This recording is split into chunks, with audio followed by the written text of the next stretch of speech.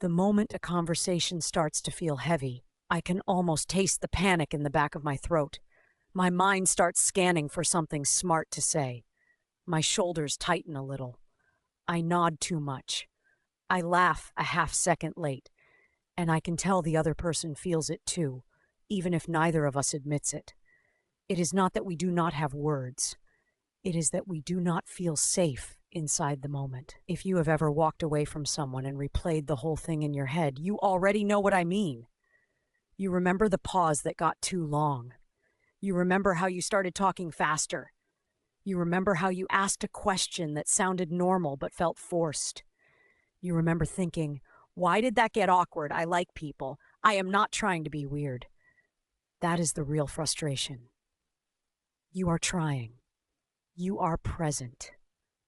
And it still slips.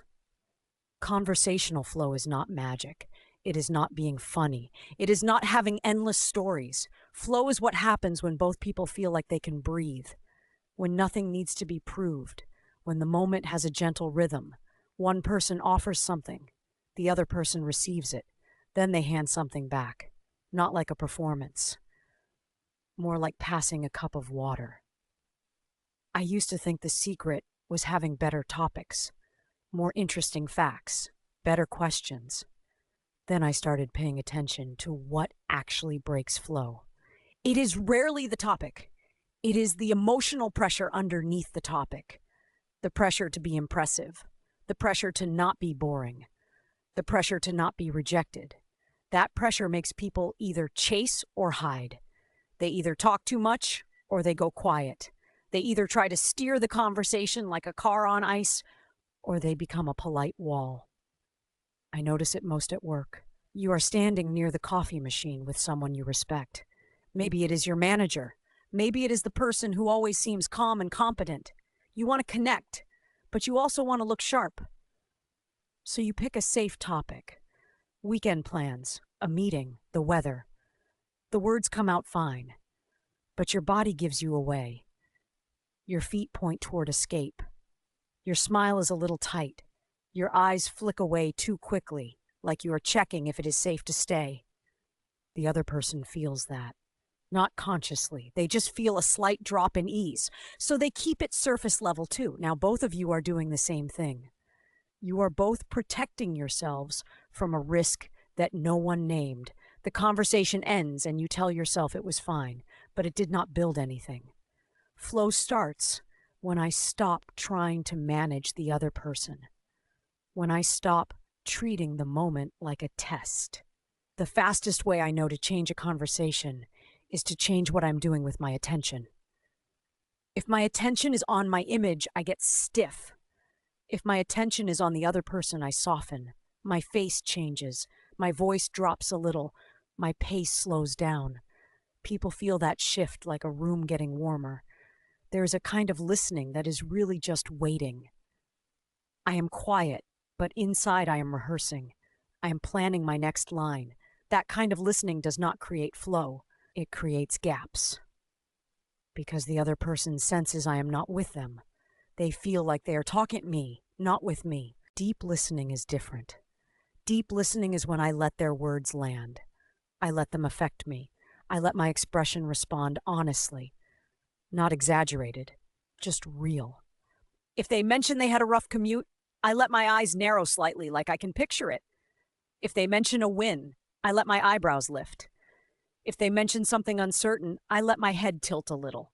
These small signals tell a person, I am here. You are not alone in this moment. Flow loves that. A lot of people think flow is about speed, like quick banter. In real life, flow is often slower. It is steady. It has space. The most confident conversationalists I know are not rushing to fill silence. They let a pause sit for a beat. They do not panic. Their body stays open. Their breath stays low. That calm gives the other person permission to keep going or to change direction.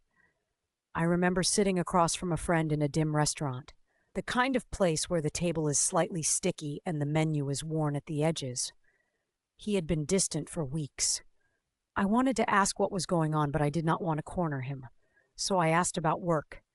He gave me the usual answer. Fine. Busy. The conversation hovered above the real thing, like a ceiling fan that never turns off. In the past, I would have pushed. I would have tried to be helpful. I would have offered advice too soon. That is a common flow killer.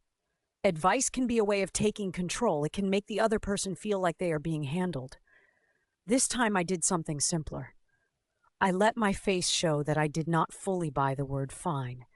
Not in an accusing way, more like gentle curiosity. I stayed quiet.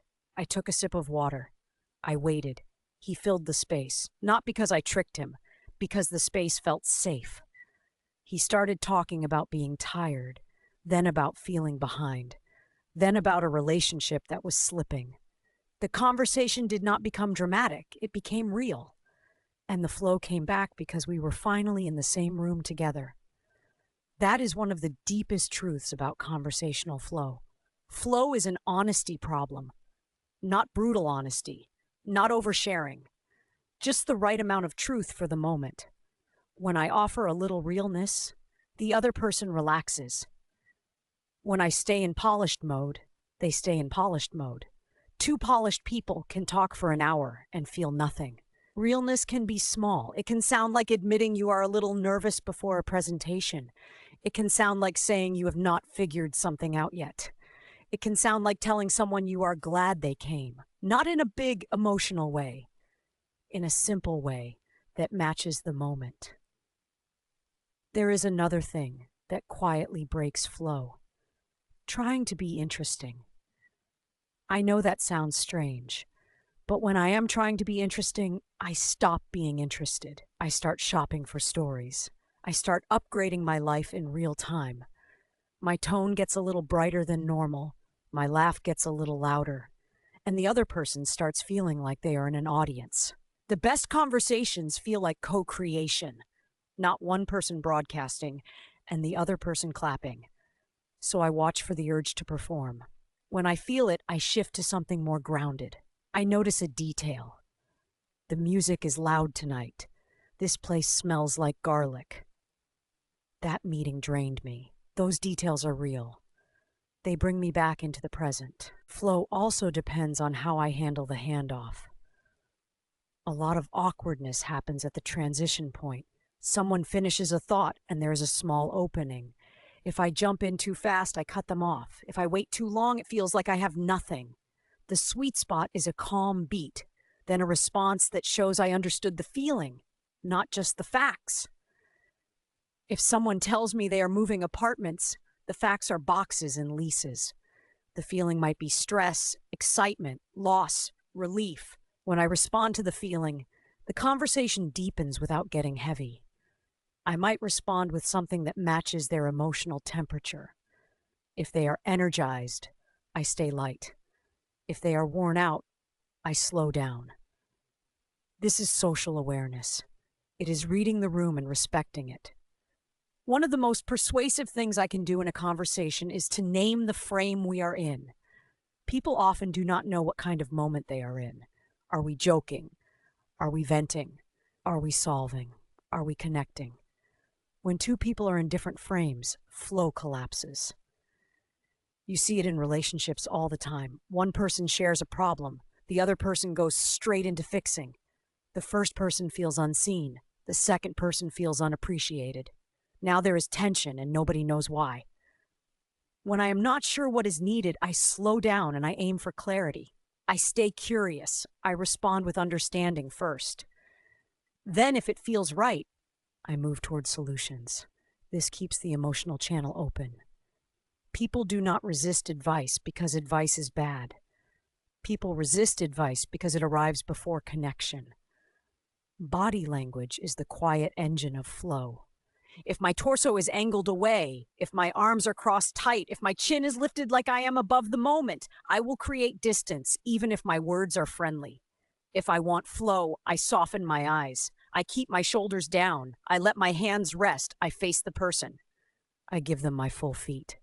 And I watch the micro signals they give me back. If they lean in, I stay. If they start scanning the room, I shorten my sentences. If they give short answers, I do not punish them with more questions. I might offer something of my own to take pressure off, or I might gracefully let the moment end. Flow is not forcing, flow is respecting. Some of the most powerful flow moments happen with strangers, like when you are in line and the person next to you looks tired. You can feel the shared boredom, the fluorescent lights, the hum of the fridge, the small impatience in the air. If you say something too clever, it can feel intrusive. If you say nothing, it stays cold. I have learned to offer small, low-risk warmth, a simple observation, a small shared reality, not to get anything, just to be human for a second. If they respond, we have a thread. If they do not, I let it go. That is emotional control. Not taking it personally, not turning it into a story about my worth. The fear that ruins flow is the fear of being judged. So people either try to control the impression or they avoid the moment. But the irony is that control creates the very judgment we are afraid of. People can feel when I am managing them. It makes them cautious. When I allow myself to be slightly imperfect, I become easier to be with. When I let a pause exist, I become safer. When I admit I do not know something, I become more credible. When I ask a question I actually care about, I become more engaging. There is a quiet skill inside all this. It is the ability to stay with the emotional thread. Every conversation has one. It might be excitement about a new job. It might be frustration about a family situation. It might be pride mixed with doubt. The words are just the surface. The thread is underneath. Flow happens when I hold that thread gently and keep returning to it. Sometimes the thread changes.